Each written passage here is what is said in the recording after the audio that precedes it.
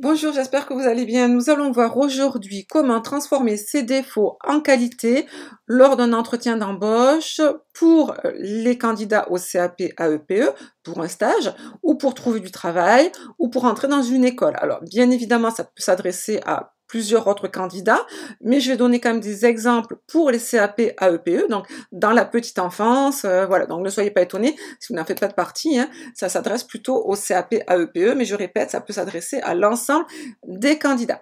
Donc c'est une question pour ceux qui nous suivent que je vous ai posée sur Facebook la semaine dernière ou en tout début de semaine. Vous avez été très nombreux à y répondre, donc je vous en remercie encore. Je vous rappelle également que la semaine dernière, on avait fait une vidéo exactement la même chose, mais sur les qualités. Donc là, on va voir aujourd'hui les défauts que l'on peut essayer de transformer.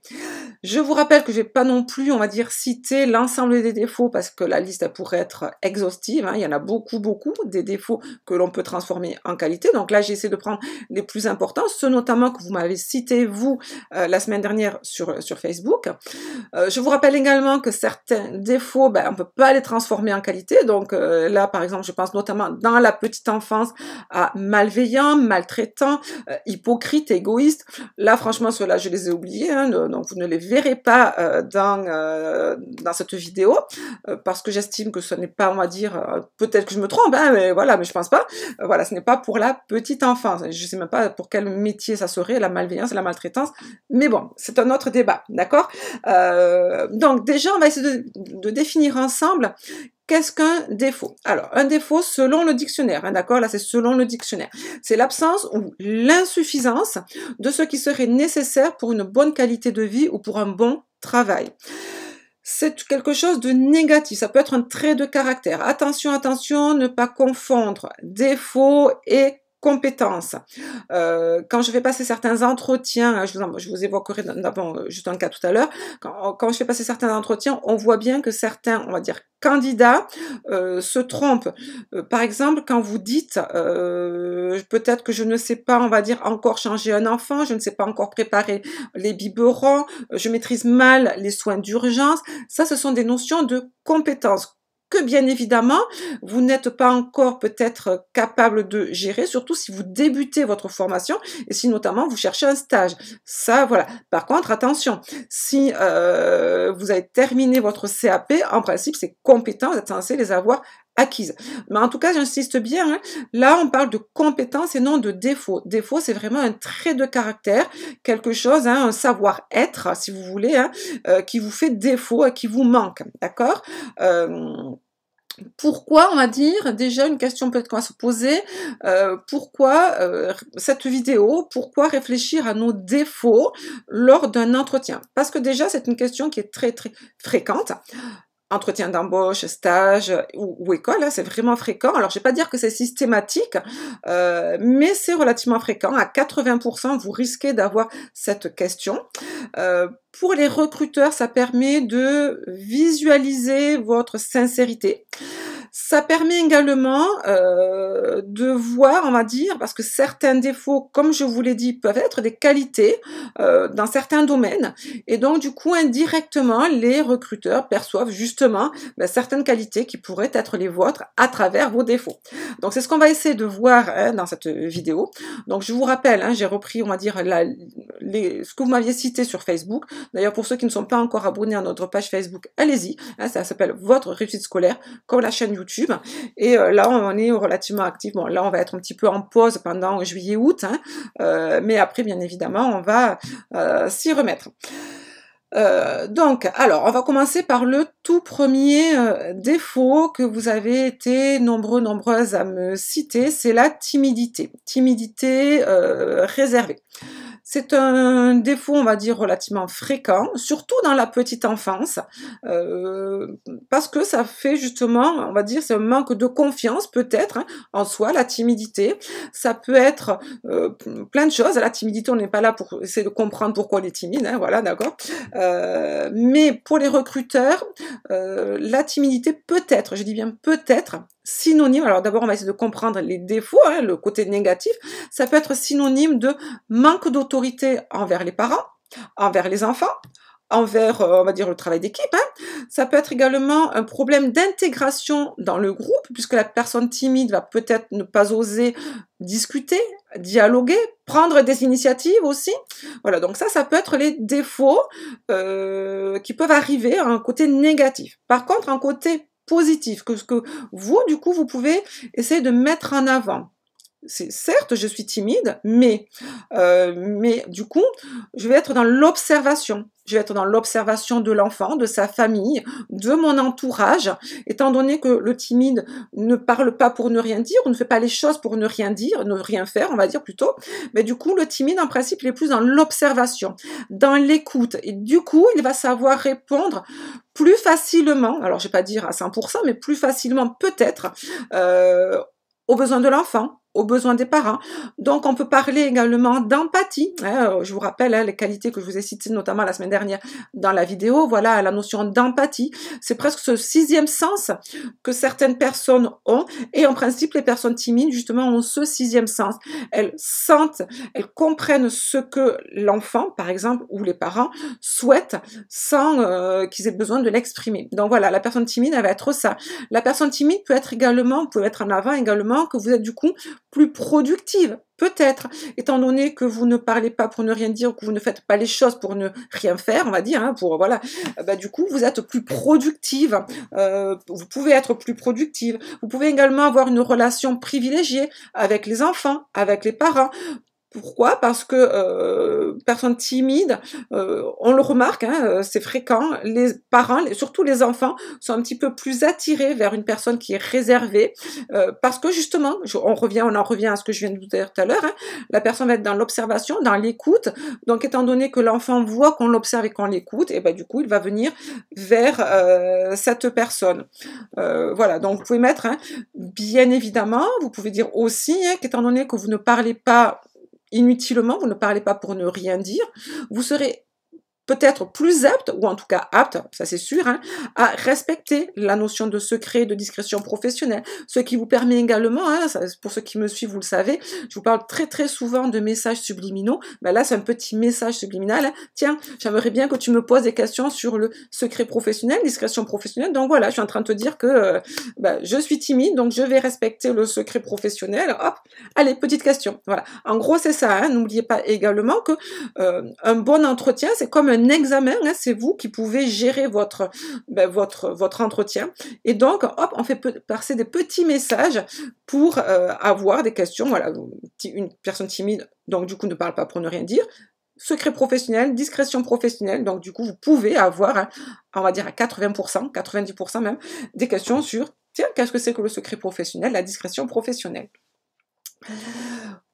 On va dire, autre défaut que vous m'avez dit, alors, pas forcément, moi j'appelle pas ça forcément un défaut, mais vous allez voir pourquoi d'ailleurs, hein, sensible, émotive. Alors, oui, sensible, émotive, c'est quelqu'un qui a les sens à fleur de peau, qui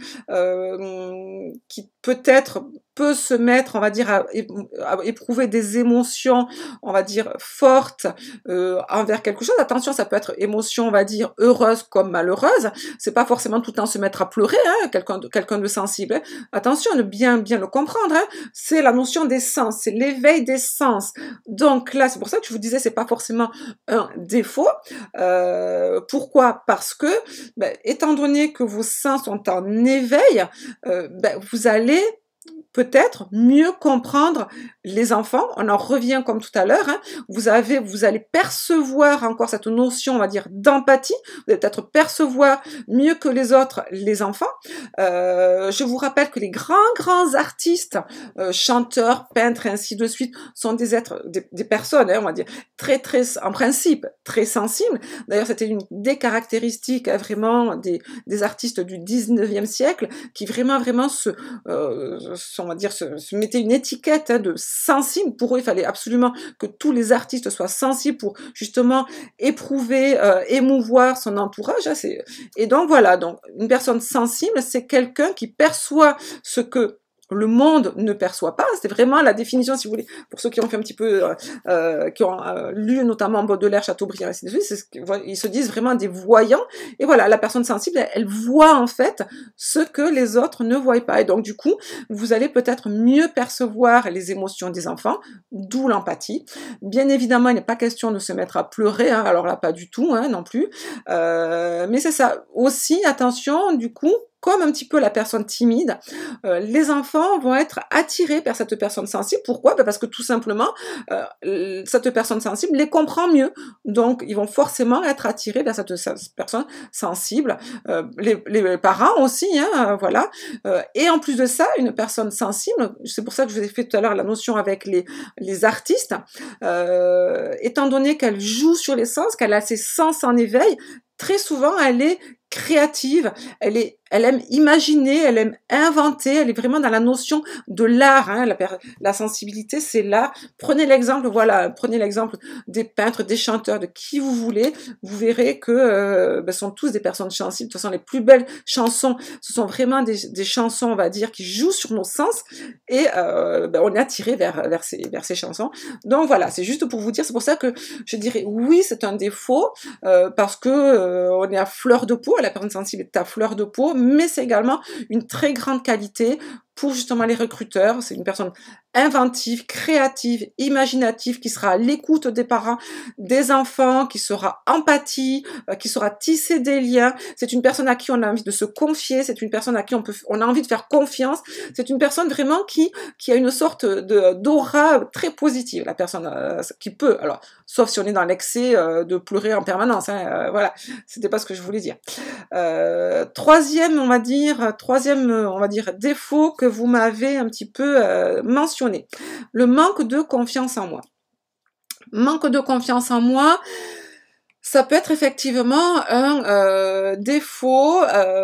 Alors, surtout pour les recruteurs, si vous manquez de confiance en vous, peut-être que le recruteur va se dire attention, est-ce que la personne que je vais avoir en face de moi, est-ce qu'elle va du coup savoir prendre une décision importante, notamment lors d'un cas d'urgence?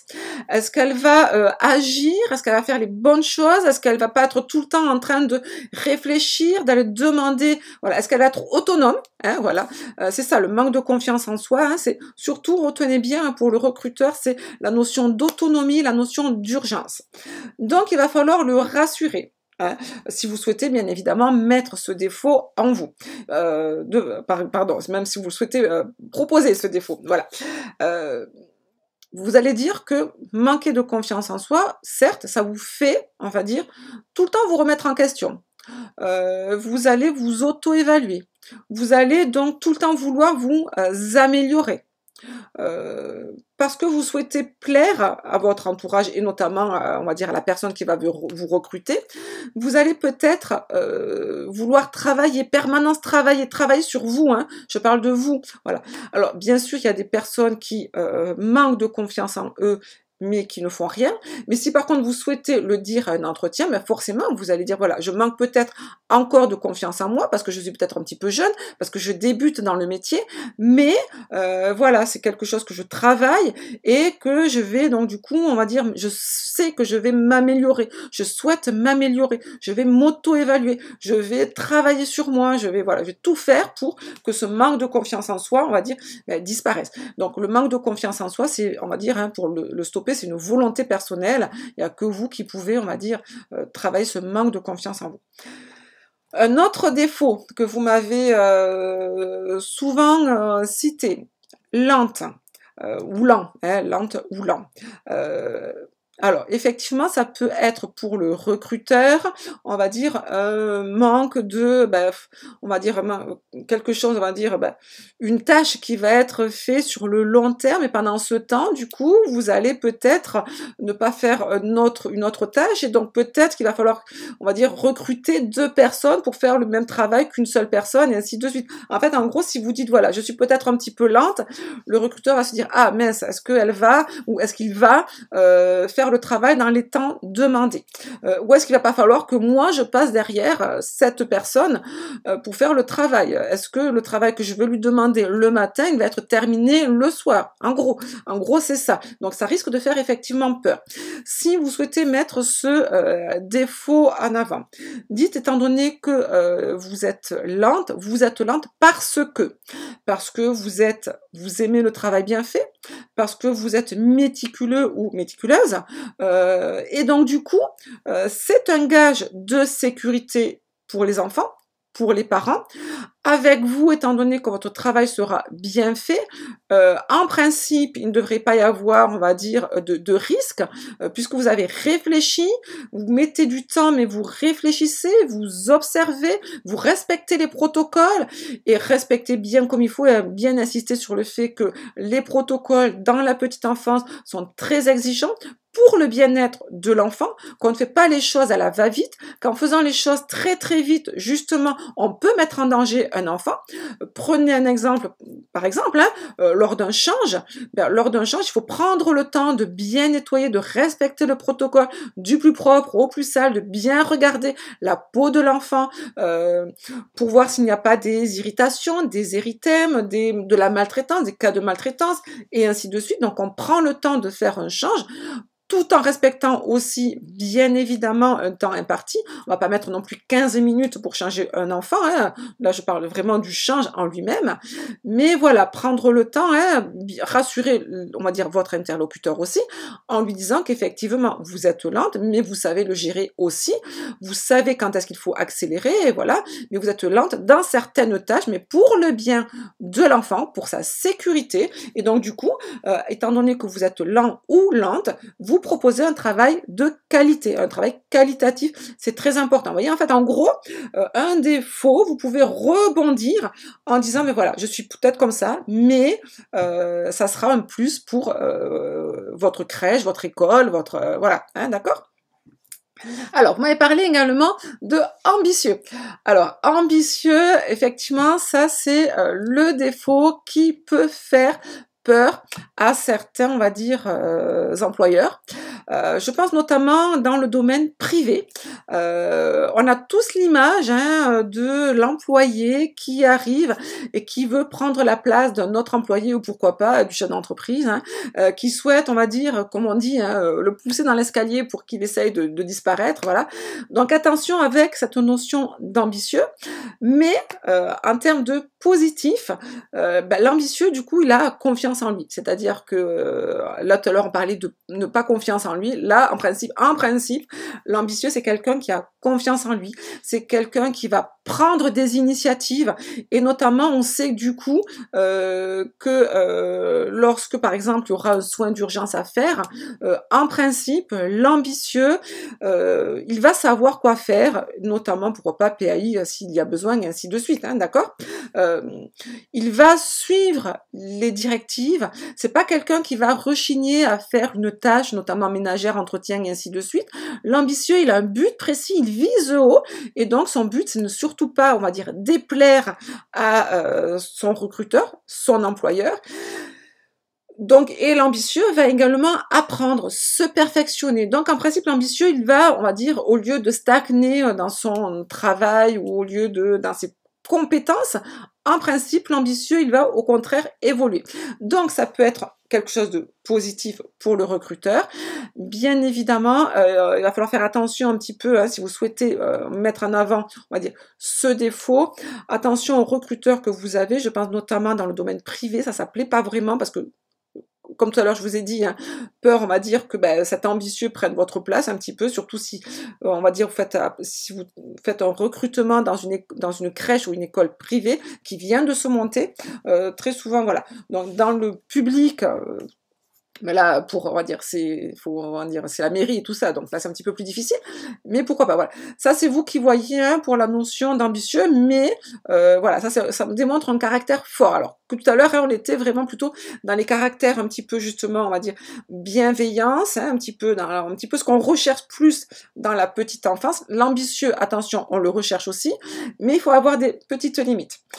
Influençable, alors, quelqu'un qui m'a dit influençable, alors peut-être ou plusieurs personnes. L'influençable, là aussi, c'est quelqu'un qui va manquer un petit peu de confiance et qui va avoir besoin d'un modèle, hein, quelqu'un on va dire, d'un repère. Donc l'influençable, pour le recruteur, ça peut être quelqu'un qui va peut-être manquer de confiance, ne pas savoir agir, ne pas savoir prendre une décision, toujours en cas d'urgence. Par contre, vous pouvez dire que voilà, je suis un petit peu influençable, ou vous pouvez toujours minimiser hein, les choses. Vous n'allez pas dire je suis à 100% influençable, je suis un petit peu influençable, mais voilà, dans un but justement de toujours m'améliorer. Étant donné que l'influençable, comprenez bien, l'influençable, il va copier, il va imiter, il va chercher, il a besoin d'un repère, hein, d'accord? Le but, c'est montrer que c'est pour vous améliorer, c'est pour vous perfectionner, pour vous dépasser. Si on reprend encore mes petits artistes ou mes chanteurs, hein, qui vous voulez, hein, ben, tout grand artiste, quel qu'il soit, va, avant de devenir un grand artiste, ben, copier. Hein, prenez n'importe qui, voilà, tous les grands peintres vont copier, voilà. Donc en fait, ils vont s'influencer, ils vont s'inspirer. Ben voilà, l'influençable, c'est ça en fait. Il a besoin de s'inspirer pour tout d'un coup prendre confiance en lui et justement ben, voler de ses propres ailes, comme on dit, et pourquoi pas, hein, l'élève qui dépasse le maître, pourquoi pas. Mais en gros, c'est ça, hein, l'influençable, dit voilà, mettez en avant que c'est dans un but justement de vous perfectionner, de vous dépasser pour le bien justement hein, de votre travail, pour le bien, la sécurité des enfants, parce que pour le moment, vous êtes peut-être encore, on va dire, débutante, vous débutez, vous êtes stagiaire, voilà, et donc forcément, hein, quand on débute un métier, ben, on est tous forcément influençables, on est tous attirés par une autre personne, c'est la logique, c'est normal, hein, voilà, même, mais dans n'importe quel autre métier, hein, dans n'importe quel métier, pardon. Voilà, donc ça, il n'y a pas de souci, hein, voilà. Vous m'avez dit également anxieuse, stressée. Alors là, c'était peut-être à cause des examens, c'est peut-être aussi quand on va à un entretien ou un stage, forcément, on est tous anxieux, stressés, mais on va dire la personne qui n'est pas stressée et anxieux, je sais, il y en a peut-être, hein, mais bon, c'est très très rare. Ça montre un problème de confiance en soi, mais pas forcément, c'est surtout peur de l'échec, peur, on va dire, d'être mal vu, peur d'être mal perçu, voilà. Donc du coup, l'anxieux ou la personne qui va être stressée, eh ben, en principe, elle est un petit peu plus observatrice. Elle va également gagner en productivité et en qualité puisqu'elle va, on va dire, vraiment analyser les choses pour éviter justement, dans la crainte d'éviter le risque, hein, tout risque, ça peut être un accident domestique par exemple. Prenez un exemple, voilà, vous êtes anxieux face à la mort subite du nourrisson, tiens, pourquoi pas, hein, stressé, vous avez vraiment, c'est votre angoisse permanente. Je parle notamment, pourquoi pas, pour les assistantes maternelles ou les assistants maternels. Du coup, cette peur, cette anxiété, ce stress va faire que vous allez être 10 fois plus méticuleux, vous allez observer, vous allez analyser, vous allez vraiment vous remettre en permanence en question pour éviter, hein, le but c'est vraiment d'éviter que cette peur, que cette crainte n'arrive. Donc voilà, donc en fait, en gros, quelqu'un d'anxieux et de stressé va tout mettre en œuvre pour, en principe, faire justement que cette peur n'arrive pas. Alors, bien sûr, il faut rassurer, on va dire, la personne que vous avez en face en disant que ce stress, bien sûr, vous savez le gérer, vous ne stressez pas non plus inutilement, voilà, vous savez, on va dire, quand est-ce qu'il faut être stressé et pas, mais c'est toujours, hein, pour le bien-être de l'enfant. Attention, on parle toujours hein, de bien-être de l'enfant et toujours bien-être des parents. Voilà. Maniaque face à la propreté. Alors, là, vous avez été très, très nombreux à me le dire. Je pense que c'est le défaut le plus souvent, on va dire, cité en entretien. Le maniaque, on va dire, au point de vue du recruteur, ça peut être effectivement un défaut. Pourquoi? Parce que c'est synonyme de sévérité, de rigueur, de perfectionniste, un petit peu. Peut-être, on va dire, le maniaque va peut-être pas vouloir faire des activités. Ça peut être également, attention, hein, le recruteur, ça peut être aussi un parent, hein, si vous êtes assistant maternel, hein, d'accord? Est-ce que mon enfant, du coup, va faire des activités? Est-ce qu'il va faire beaucoup d'activités? Est-ce qu'il aura le droit de jouer? C'est ça, hein, le maniaque, attention, c'est en termes de propreté, mais également de rangement. Donc, alors, il va falloir le rassurer du coup, rassurer les recruteurs, les parents, qui que ce soit. Ben, le maniaque, du coup, c'est un gage de qualité parce que, étant donné que le maniaque sait où il a rangé les affaires, il va aller directement à l'endroit. Je pense notamment à la trousse de secours en cas de PAI, aux jouets, au manteau, ainsi de suite. Le maniaque sait directement où est-ce qu'il a mis les choses. Ça, c'est clair et net. Le maniaque voit également, hein, puisqu'il est, on va dire, maniaque dans la propreté, il voit immédiatement les saletés, donc du coup, en termes de, on va dire, d'hygiène, pour les enfants, bien sûr le maniaque qui va donc du coup faire le nettoyage le matin ou le soir, hein, pas pendant, je répète, hein, attention c'est très important, mais ça c'est une autre vidéo. On fait pas le ménage pendant l'accueil des enfants, ou le petit ménage, mais sans les produits, hein, voilà. Il faut surtout pas d'inhalation pour les enfants. Mais en tout cas, voilà, bien insister en disant que voilà, vous faites le ménage, pourquoi pas toute la journée, mais sans la présence des enfants, bien évidemment, vous n'empêchez pas un enfant de jouer, vous n'empêchez pas un enfant de se salir. Un enfant fait des activités salissantes, comme donner un exemple, la pâtisserie, le jardinage, la peinture, voilà. Mais c'est un gage de sécurité pour les parents et les enfants, parce qu'en principe, avec une personne maniaque, il ne devrait pas y avoir de micro-organismes, il ne devrait pas y avoir d'intoxication alimentaire, d'être tellement rigoureux sur les règles et les protocoles d'hygiène que c'est une sécurité pour les parents. C'est également une sécurité en termes d'urgence. Voilà, vous pouvez mettre tout ce que vous voulez, hein, mais c'est ça, hein, le maniaque va toujours se remettre en question, va toujours vérifier les choses. Donc c'est vraiment en principe un gage de sécurité pour les parents et pour les enfants. Vous m'avez dit après, têtu, obstiné. Alors là, ça pourrait être effectivement un vrai défaut qui pourrait faire peur, parce que quelqu'un de têtu et d'obstiné, c'est quelqu'un qui ne va pas se remettre en question, qui va rester sur ses objectifs, qui va peut-être, on va dire, avoir un manque de dialogue envers ses collègues.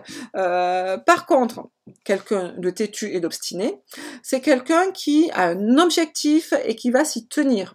C'est-à-dire que le recruteur, il sait très bien que si on donne une tâche à cette personne, si on lui explique bien comme il faut ben, le but et l'objectif même de cette tâche, et si cette personne adhère à la tâche, ou on va dire à l'activité par exemple, à ce que vous lui avez confié, cette personne va s'y tenir, elle ne va pas baisser les bras.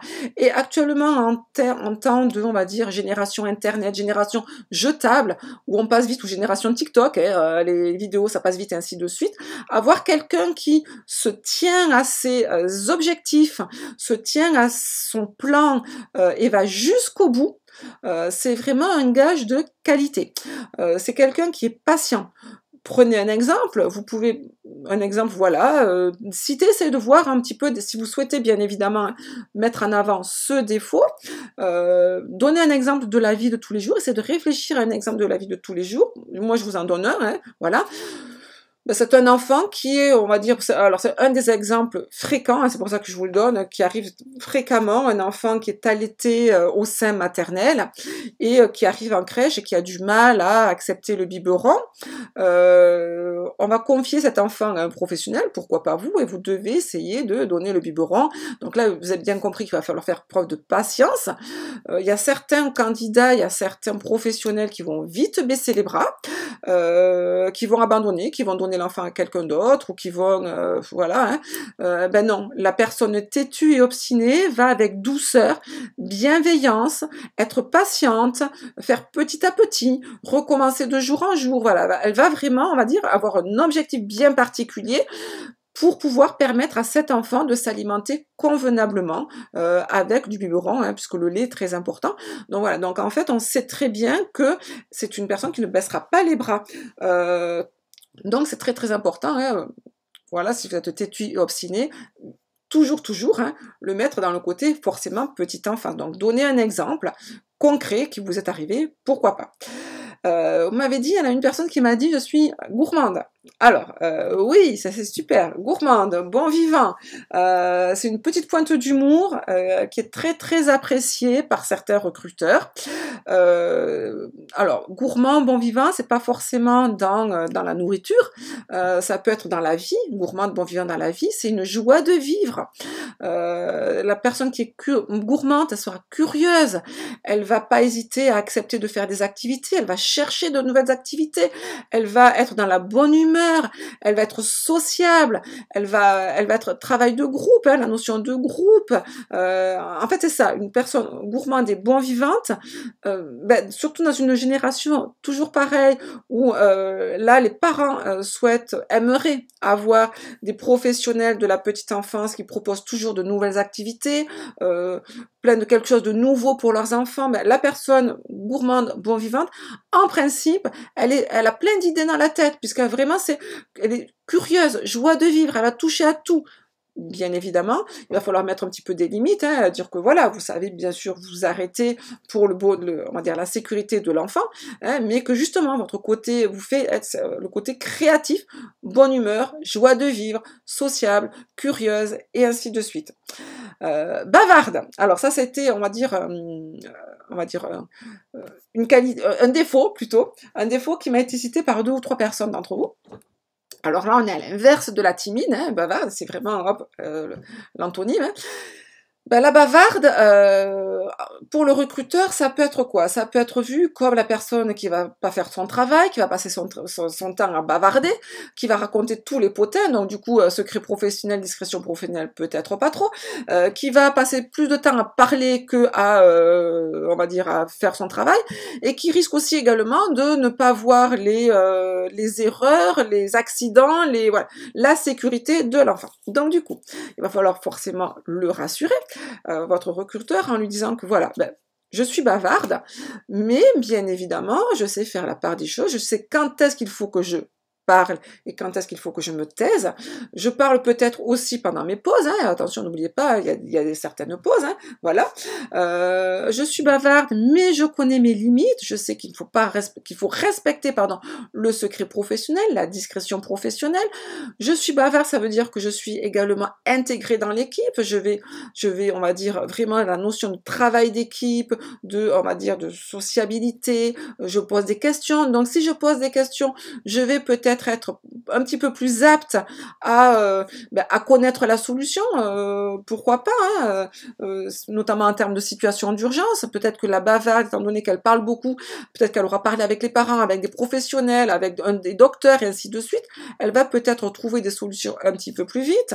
Voilà. En tout cas, la bavarde, c'est également la notion de joie de vivre. Alors, tout dépend, parce qu'il y a des bavardes, on va dire des mauvaises langues, des pipelettes mauvaises langues, donc bien insister sur le fait que vous n'êtes pas dans la notion de justement négativité, hein, c'est plutôt pour le côté jovial, travail d'équipe et ainsi de suite, mais bien insister devant le recruteur que vous connaissez vos limites surtout, et vous ne parlez pas non plus, on va dire, quand il ne faut pas parler, hein, que votre priorité, toujours, c'est la sécurité des enfants, et donc quand il faut ne pas parler, quand vous devez surveiller les enfants, forcément, c'est votre priorité. Et voilà, donc c'est très très important. Maintenant, on va essayer de voir, on va dire, 2 défauts à éviter. Petit rappel juste, hein, pour ceux qui me suivent, pour ceux qui sont notamment abonnés à la newsletter du site, la semaine dernière, ou en début de semaine plutôt, j'ai fait un article, j'ai fait passer un entretien dans une école maternelle privée, donc on était 3, donc la directrice qui était une ancienne, on va dire, responsable de ressources humaines d'une grande entreprise, une maîtresse d'école maternelle et moi. Donc, on m'avait demandé de venir faire passer les examens, les entretiens, et c'était notamment pour un recrutement pour un poste d'ATSEM. Et donc là, cette directrice qui était donc, je répète, hein, on va dire ancienne responsable des ressources humaines d'une grande entreprise, nous a dit, voilà, attention, elle nous a un petit peu expliqué, on va dire, avant de faire passer les entretiens, ce qu'on attendait, ce qu'elle recherchait, hein, de la personne, hein, et elle nous a mis en évidence, hein, on va dire surtout alors il y en avait plein d'autres, mais surtout un qui a retenu mon attention, défaut, qui était pour elle, on va dire, signe de incompatibilité dans le domaine de la petite enfance, mais également dans le domaine de beaucoup d'autres métiers. C'est un défaut apparemment que beaucoup de candidats en école de commerce, on va dire, ou en école, hein, voilà, apprennent, hein, voilà, justement à éviter le candidat qui a ce type de défaut. Donc je tenais vraiment à vous on va dire, le mettre, d'autant plus que c'est un défaut que vous avez été beaucoup à me citer et qui fait peut-être aussi partie un petit peu de moi aussi. Donc du coup, voilà. Alors, on va commencer d'abord par un qui n'a rien à voir, hein. On va terminer par l'autre, voilà. Vous avez été 2 ou 3 à me dire j'ai un très fort caractère, je suis directe, je suis franche, je suis cash. Alors, ok, certes, c'est synonyme effectivement de dialogue, c'est synonyme, on va dire, d'éviter les conflits, donc avec vous, effectivement, on sait où on va. Par contre, pour les recruteurs, c'est synonyme de, justement, pas de travail d'équipe. Pour eux, en fait, quelqu'un qui a un fort caractère, qui est direct, qui est franc, on va dire, c'est quelqu'un qui va souhaiter prendre le contrôle de l'équipe et non pas travailler avec l'équipe. Donc ça peut faire peur aux recruteurs, notamment dans la petite enfance. Là, je insiste bien, hein, on parle bien de petite enfance, c'est-à-dire dans d'autres domaines de métiers, ça peut effectivement être très recherché, mais plutôt dans la petite enfance, moi, je vous conseille d'éviter d'amener ce défaut. Ça peut faire peur, on cherche plutôt, on va dire, l'écoute, le travail d'équipe, la bienveillance et cash, pardon, on est peut-être, on va dire, dans un souhait justement d'éviter les conflits, mais c'est peut-être pas forcément le défaut vraiment à mettre en avant. Donc moi celui-là, je vous conseille, après vous en faites ce que vous voulez, bien évidemment, je suis pas là pour vous dire faut faire ça, c'est pas du tout mon rôle, pas du tout, mais voilà, moi je vous conseille plutôt, on va dire, de l'éviter. Il y en a plein d'autres, et vous avez vu en haut, voilà. Maintenant, parlons sur celui qui est vraiment à éviter. Et sincèrement, vraiment, je suis honnête avec vous, je ne m'y attendais pas non plus, parce que je répète, c'est peut-être l'un de mes défauts, voilà, c'est perfectionniste. Alors, c'est quoi le perfectionniste ou la perfectionniste? C'est quelqu'un qui est très très exigeant envers soi-même, mais du coup également envers son travail, envers son entourage. Cette perfection va avoir un impact direct sur son travail, sur sa vie familiale. Moi, je le vois avec mes enfants, hein, mes enfants n'arrêtent pas de me le dire, hein, je suis trop perfectionniste, voilà. Hein, c'est une prise de tête, hein, une mère perfectionniste, hein, voilà. Mais également, attention, c'est quelqu'un qui ne fait pas confiance à son entourage, qui a du mal à déléguer. C'est quelqu'un qui va également refaire en permanence les choses, étant donné que c'est quelqu'un qui n'est jamais satisfait, donc va refaire les choses, donc il va perdre du temps, et c'est ce qu'on appelle procrastiner, hein, on retourne, on tourne en rond, et ainsi de suite. C'est quelqu'un du coup qui est très souvent épuisé, le burn-out, pourquoi pas, hein. De toute façon les gens qui font un burn-out sont souvent des perfectionnistes, voilà, donc pour certains recruteurs, hein, je ne savais même pas, ça va jusqu'à, on va dire, la bête noire, le bim, bim, bim, on va dire, à éviter, hein, c'est l'épidémie du siècle, hein. Il y a, on va dire, des recruteurs, on va dire, une économiste, alors je me rappelle plus le nom, désolé, c'est Cathy Rasmussen ou un truc comme ça, voilà, qui nous dit que c'est l'épidémie à éviter, hein, voilà, c'est l'épidémie du siècle, c'est un problème de santé publique, hein, voilà, c'est ce qu'elle dit, donc ça c'est pas moi qui le dis, hein, donc c'est ce qu'elle dit, donc du coup voilà, donc perfectionniste, ben non, on va l'oublier du coup, hein, voilà, et on va essayer de se remettre en question aussi, on va essayer de peut-être être un petit peu moins perfectionniste pour peut-être travailler un petit peu plus vite, vivre mieux avec sa famille aussi, voilà, hein, et puis avancer un petit peu plus vite aussi, voilà. Donc voilà, donc j'espère que vous avez, alors je répète, la liste elle n'est pas terminée, il y en a plein d'autres des défauts qu'on pourrait dire forcément, hein, bien évidemment. En commentaire vous pouvez en citer, il n'y a aucun souci. Voilà, bon je vous promets pas de refaire une vidéo dessus, mais peut-être l'an prochain, on verra, il y a tellement de vidéos à faire. Voilà, en tout cas j'espère que ça a été un petit peu plus clair pour vous. Donc n'hésitez pas à, on va dire, à prendre des notes, hein, pour bien, on va dire, savoir ce que vous allez dire à votre recruteur, j'insiste bien. Ça peut être aussi une question, attention, qui peut vous être posée, l'une des questions qui peut vous être posée, notamment en EP1 ou en EP3, hein, d'accord? Donc là, je vous ai parlé de, on va dire, le stage, travail, école, mais aussi, hein, ça peut être une des questions, on va dire, quelles sont vos qualités et vos défauts pour la petite enfance. Donc voilà, J'espère que ça a été clair hein, pour vous. Donc, je n'ai pas de, on va dire, de défauts à vous conseiller. Chacun est libre de voir les défauts qui lui correspondent le mieux. J'ai également fait un article de blog où j'ai tout retracé. Donc, je vous mettrai le lien, pourquoi pas, en bas de la vidéo.